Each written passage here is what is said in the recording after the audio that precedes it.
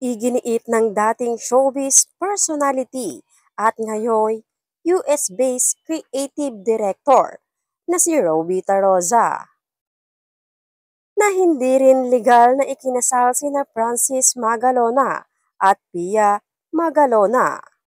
Sa kanyang Facebook post, sinabi ni Roby na nakatira ngayon sa Southern California na ikinasal na raw si Pia Magalona sa ibang lalaki bago pa man ito nakarelasyon ni Francis M. Ayon sa kanya, hindi dapat umarte si Pia Magalona na parang biktima ng pagtataksil dahil walang naputol na panata sa pagitan nila ni Francis Magalona nang makipag-ugnayan umano ito sa dating flight attendant na si Abigail Rait. Sinabi ni Robita Rosa na ikinasal na si Pia Magalona sa isang Mr. Lim at nagkaroon ng 2 anak.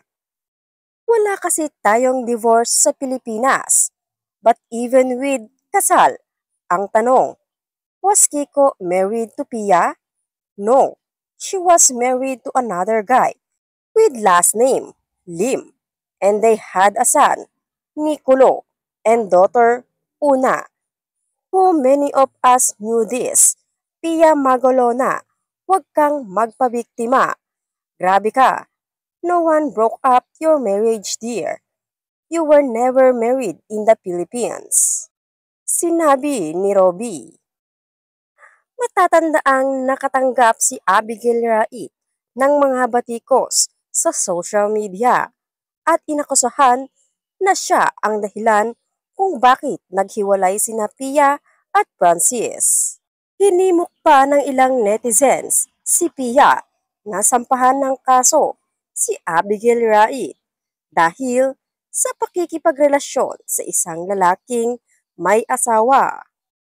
Gayunpaman, kung totoo ang mga sinabi ni Robita Rosa, ligtas si Abigail Rait sa mga legal na implikasyon dahil si Francis Magalona ay itinuturing na hindi kasal kay Pia Magalona.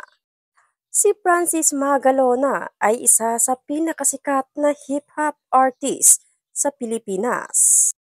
Naging mahal din siya bilang isa sa mga host ng Eat Bulaga.